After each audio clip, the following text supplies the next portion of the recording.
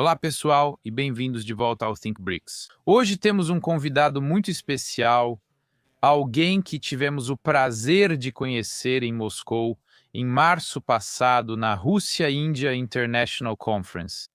O nome dele é Pankaj Saran, embaixador. Ele é ex-vice-conselheiro de Segurança Nacional da Índia e ex-embaixador da Índia na Rússia.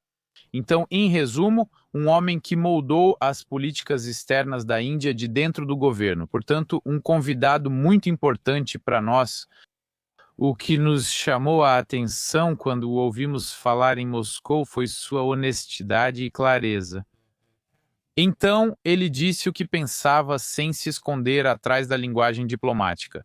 Isso é muito raro. Nós realmente apreciamos isso. E queríamos ele no Think Bricks. Então, nós o convidamos hoje porque o momento não poderia ser mais importante. A Índia agora ocupa a presidência do BRICS e a cúpula em Delhi está a apenas alguns meses de acontecer. Então, estamos ansiosos por essa reunião tão importante. Então, vamos começar. Muito obrigado por estar conosco, senhor embaixador. Obrigado, Lorenzo. Falei seu nome certo? Espero que sim. Obrigado, é um prazer estar no seu programa. Lembro do nosso encontro em Moscou. Muito obrigado pelas suas palavras. Obrigado.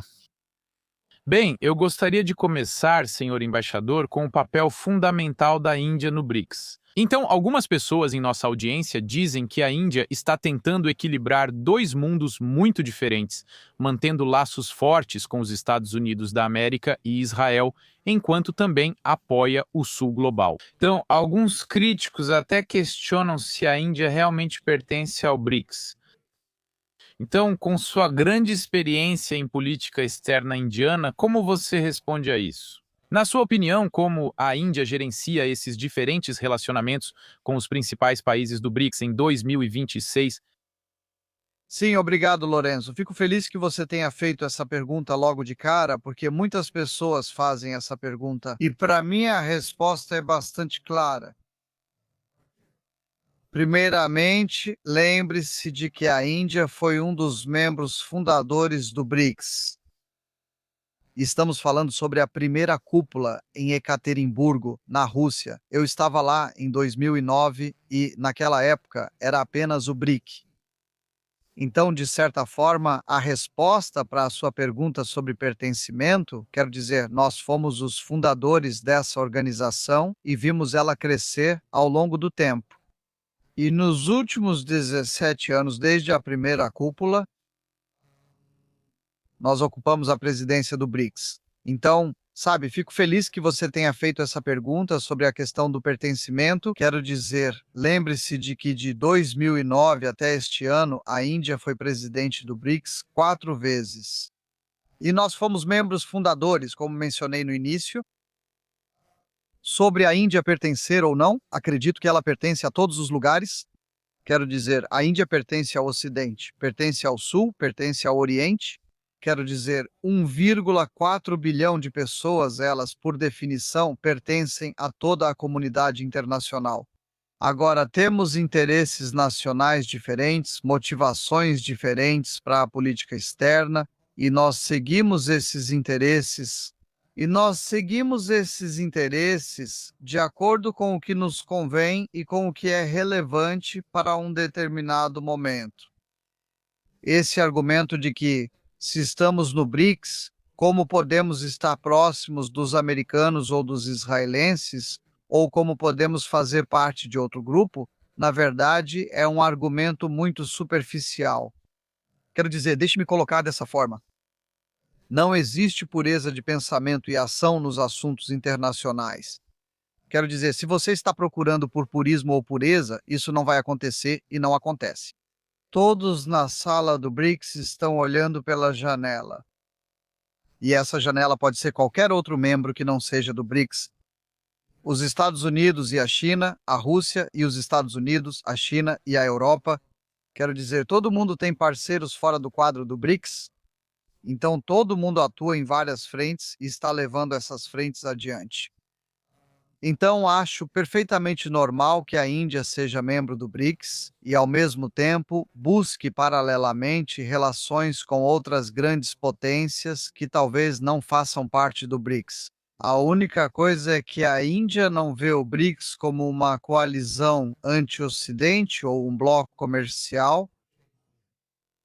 É obviamente um grupo de nações não ocidentais, mas a Índia não o considera ou enxerga como um grupo anti-Ocidente. Então, tentamos manter esse foco em mente em todas as etapas. É assim que eu colocaria. E estamos em uma época em que as alianças entraram em colapso, em que cada país está buscando múltiplas parcerias ao mesmo tempo. E organizações, seja o BRICS, o Quad, o G7 ou o G20, não são fins em si mesmas, todas são meios para um fim. Então, um país pode ser membro de várias organizações na busca de seus interesses nacionais. Muito obrigado. Eu entendo perfeitamente essa posição. E isso é muito importante para que possamos passar para um segundo tópico que está muito conectado à multipolaridade, que é o que está acontecendo no Golfo. Então, na recente reunião dos ministros das Relações Exteriores dos BRICS em Delhi, um tópico importante foi o relacionamento difícil entre o Irã e os Emirados Árabes Unidos. Então, na verdade, nenhum acordo oficial foi alcançado. Então, simplesmente eles colocaram os dois lados na mesma mesa. Na nossa visão, isso foi visto como um progresso. E o que faz da Índia um bom mediador em situações como essa, na sua opinião? E como o BRICS pode evitar que desacordos internos bloqueiem seus objetivos maiores? Sim, o que faz da Índia um bom mediador é a credibilidade e a objetividade que a Índia oferece. O simples fato de não ser membro de nenhuma aliança já fala por si só. Ela fala de forma independente e fala com base nos méritos do caso. E o simples fato de não estarmos nos prendendo a nenhuma aliança geopolítica ou geoestratégica específica é, na verdade, o motivo da nossa credibilidade. Dito isso, acho que a reunião dos ministros das Relações Exteriores do BRICS foi uma manifestação absolutamente fantástica do sucesso da Índia em sua capacidade de reunir diferentes lados. Dentro da sala, na mesma mesa. Então, por exemplo, ter tanto o Irã quanto os Emirados Árabes Unidos dentro da sala, participando fisicamente da reunião em Nova Delhi, já foi por si só uma grande conquista, uma conquista diplomática. E não devemos subestimar essa conquista. Em segundo lugar, não sei se você leu o comunicado final, a declaração da presidência. Só para recapitular para o seu público, ele tem 63 parágrafos. E se você leu essa declaração da presidência, vai perceber que 62 dos 63 parágrafos são de consenso, o que é uma conquista extraordinária. Há apenas um parágrafo sobre o qual não houve consenso, e ele está relacionado à guerra do Irã, por causa das diferenças entre os Emirados Árabes Unidos e o Irã. Mas se imaginarmos uma situação em que, sob a presidência da Índia, conseguimos praticamente 99% do documento acordado, exceto por aquele único parágrafo, eu acho que é uma conquista extraordinária.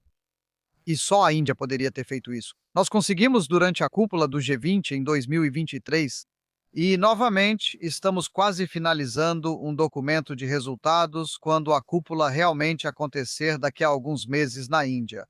Então, eu acho que é assim que mostramos que nossas ações correspondem às nossas afirmações, às nossas palavras e à nossa capacidade de reunir lados em conflito. No que diz respeito a desacordos internos no BRICS, sim, houve desacordos internos. Não há como negar isso, tanto em relação a uma questão tão simples quanto o tamanho dos BRICS. Quando os BRICS foram ampliados em 2025, ou melhor, em 2023, que foi a primeira vez que esse processo de expansão começou, houve diferenças entre os membros dos BRICS. Mas o fato é que hoje temos 5 novos membros e temos muitos mais países parceiros, 10 países parceiros. Agora, quando você expande, corre o risco de haver diferenças. Nós convivemos com essas diferenças. O BRICS não é a única organização onde existem diferenças, porque os países têm perspectivas de política externa diferentes, tamanhos diferentes, ideologias diferentes, orientações diferentes. Nós vamos conviver com isso. E para mim, o que é interessante é que, apesar de todas essas crises internacionais, seja a crise de 2014 na Crimeia, ou seja, a crise de 2020 entre Índia e China nos Himalaias, ou a guerra de 2022 na Ucrânia. Em todas essas situações, apesar de tudo isso, o processo da cúpula dos BRICS e a organização continuam a existir. E assim, temos um histórico bastante extraordinário e ininterrupto de realização de cúpulas, apesar de todas essas crises, seja envolvendo membros dos BRICS ou crises internas entre os membros do BRICS. Acho que isso é um grande tributo. E nós não escondemos essas diferenças ou esses desacordos, mas conseguimos superar e seguir em frente. Muito obrigado. E deixe-me ampliar a discussão para uma perspectiva mais internacional. Certo, então, recentemente, o presidente dos Estados Unidos, Donald Trump, e o presidente russo, Putin, ambos viajaram para a China para se encontrar com o presidente Xi Jinping. Então, foi um momento diplomático realmente importante, certo? Ao mesmo tempo, o primeiro-ministro Narendra Modi estava em uma turnê pela Europa, se encontrando com líderes na Holanda, capitais europeias e também recentemente na Itália. Então, esses eventos estão acontecendo praticamente ao mesmo tempo e mostram o quão rápida e complexa a diplomacia global se tornou. Então, qual é a posição da Índia em meio a tudo isso? E como os membros do BRICS devem entender essas reuniões de alto nível que se sobrepõem? Seria isso uma competição, uma cooperação ou algo completamente diferente? Acho que o que você está testemunhando e descrevendo é uma confirmação da política externa da Índia que já existe há décadas. E qual era essa abordagem? Essa abordagem era: vamos buscar amizades baseadas em nossas próprias decisões independentes, com diferentes potências, com diferentes países, sem estarmos presos a nenhuma aliança específica. Acreditamos que o mundo já superou a era da bipolaridade, ou digamos, não tanto a bipolaridade, mas a era das relações binárias. Em outras palavras, você tem que escolher, ou está conosco ou contra nós. A Índia nunca acreditou nisso, nem em 1947, nem em 2026. Então, quando você tem uma situação em que os Estados Unidos estão cortejando a China, a Rússia está cortejando a China está cortejando a Europa, você sabe que o campo de atuação diplomática no mundo se ampliou. E esse campo de atuação agora é muito mais aberto.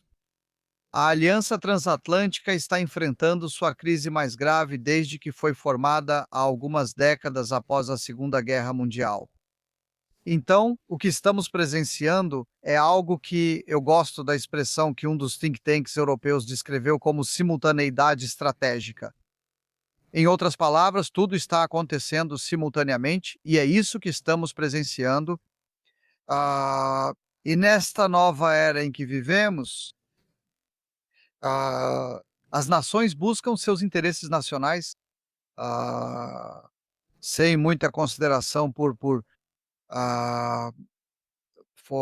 digamos, ideias preconcebidas sobre o outro, e os relacionamentos estão sendo impulsionados por questões específicas, seja energia, seja tecnologia, seja vantagem geopolítica e assim por diante. Agora,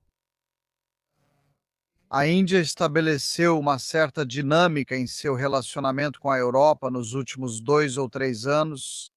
A visita do primeiro-ministro à Europa refletiu isso. E, em particular, é bastante significativo que ele tenha passado tanto tempo nos países nórdicos, que eram uma área bastante negligenciada pela Índia. Na verdade, a visita dele a um dos países aconteceu 40 anos depois da última visita de um primeiro-ministro indiano. Então, estamos compensando esse período de negligência. Então, o mundo está testemunhando tanto a competição, como você disse, quanto novas formas de cooperação também. E estamos vivendo essa realidade que é difícil de descrever neste momento, mas é uma nova realidade. Vivemos em um mundo pós-alianças, de binarismos. Uma perspectiva muito interessante. Muito obrigado, porque é uma contribuição muito, muito importante, senhor embaixador. Então, com base na sua experiência na Rússia como diplomata, Índia e Rússia ativaram recentemente o Acordo RILIS, que permite que ambos os países usem os portos e instalações militares um do outro nos oceanos Índico e Pacífico. Então, isso foi um passo muito importante para a cooperação bilateral. Então, algumas pessoas veem isso como um sinal de laços militares mais profundos, enquanto outros dizem que é apenas uma questão prática. E com base também na sua experiência como vice-assessor de segurança nacional, qual é o verdadeiro propósito por trás desse acordo? E à medida que a Rússia e a China se aproximam, como a Índia garante que sua parceria com a Rússia continue forte e equilibrada? Sim, novamente, obrigado por perguntar isso. Eu acho que, mais uma vez, isso é um pouco de tempestade em copo d'água, né? Esse acordo de realinhamento. Para mim, o que não é surpreendente, ah, e o que é surpreendente não é porque isso aconteceu, mas sim porque demorou tanto para acontecer. Você só precisa olhar para a história da relação Índia-Rússia e a história da cooperação militar e de defesa entre Índia e Rússia, que na verdade já tem décadas. Então, eu não sei por que isso não aconteceu antes. E em segundo lugar, quero dizer, até certo ponto, é uma extensão lógica de um certo legado da relação militar Índia-Rússia, onde até 60% do nosso equipamento de defesa era adquirido da Rússia. Nós temos uma comissão intergovernamental de alto nível sobre cooperação militar e técnico-militar. Nós temos um histórico de exercícios. Quero dizer, as interações são, você sabe, bastante profundas, abrangendo diferentes ramos das Forças Armadas. Não estamos fazendo esse acordo com uma nação adversária. Para mim, a notícia seria se tivéssemos um acordo real com a China. Aí eu entenderia a empolgação da mídia, mas isso não é novidade. Quero dizer, nesse sentido, isso é uma continuação, e nós temos acordos desse tipo com outros parceiros também. No que diz respeito ao que é e do que se trata, é apenas sobre logística e apoio logístico. Quero dizer, esse é o título. Então, eu acho que devemos interpretar isso no contexto certo, historicamente falando, e também geograficamente falando. Como eu disse, Índia e Rússia são dois países amigos. Sobre a questão de Rússia, China e Índia, esse triângulo, sim, teria sido bom e teria sido útil para o triângulo se expandir e crescer se os três países estivessem desfrutando de relações amistosas entre si.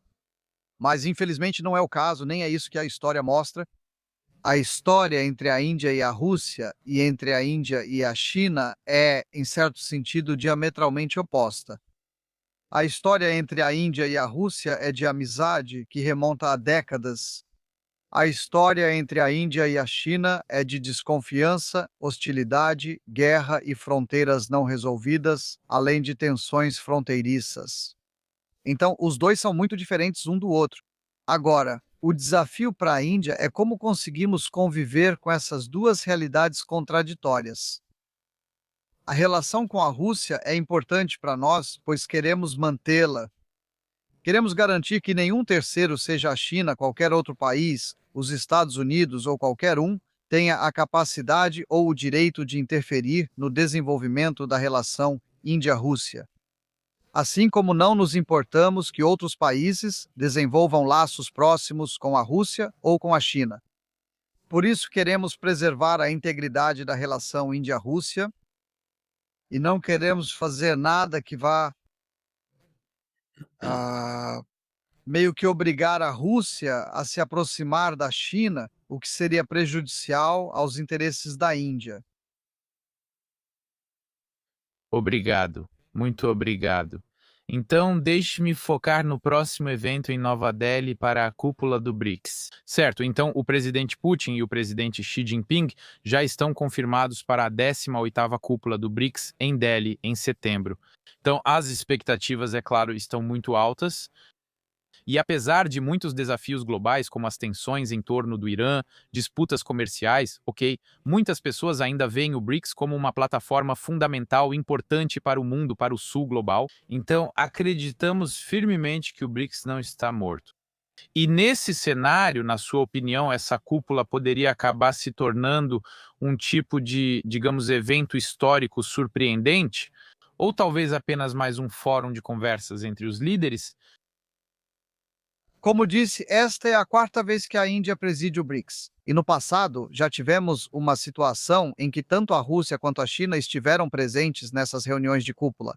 Então não é como se isso não tivesse acontecido antes.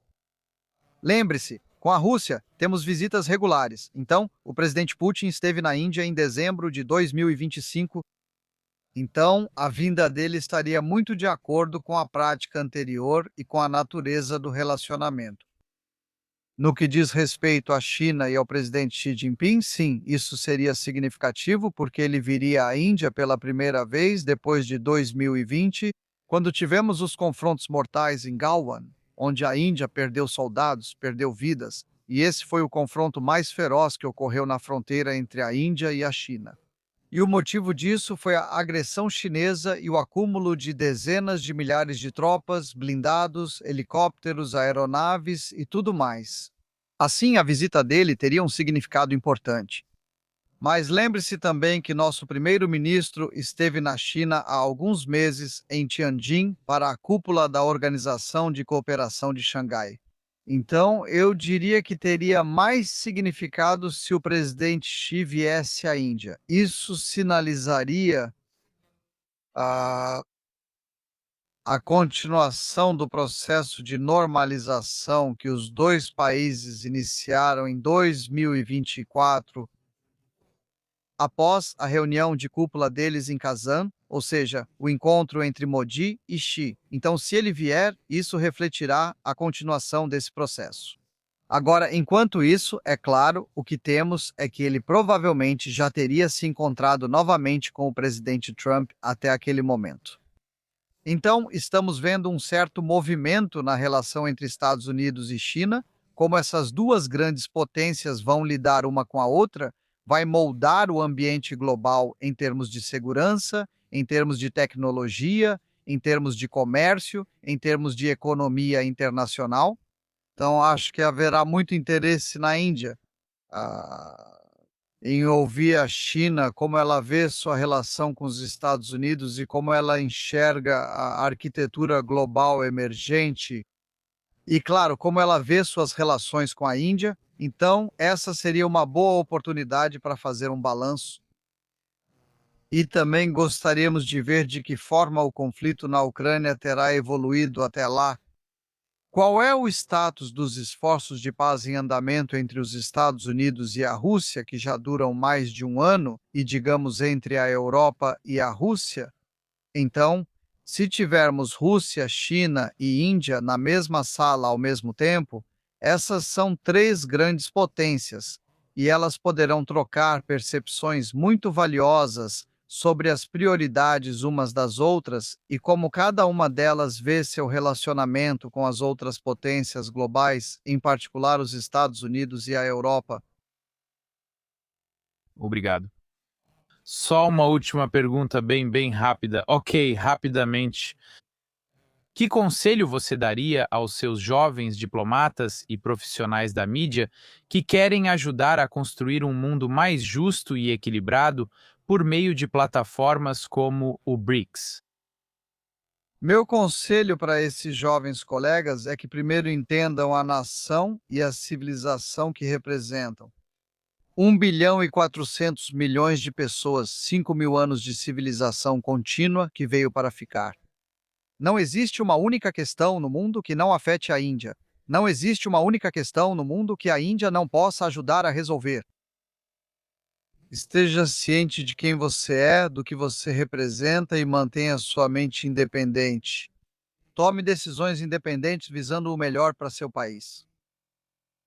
Deixe a ideologia de lado por um tempo. Foque no interesse. Pergunte a si mesmo: se você quer crescer de 8 a 10% como economia nacional nos próximos 10 ou 15 anos, quais parcerias são valiosas para você e em quais setores? Se você precisa dos Estados Unidos, se você precisa da Europa, você deve se esforçar e desenvolver essas parcerias. Se você precisa da Rússia, desenvolva essa parceria. Se precisar lidar com a China e administrar essa relação mantendo as tensões sob controle, faça isso. A Índia é grande demais para ser encaixada em qualquer compartimento pequeno.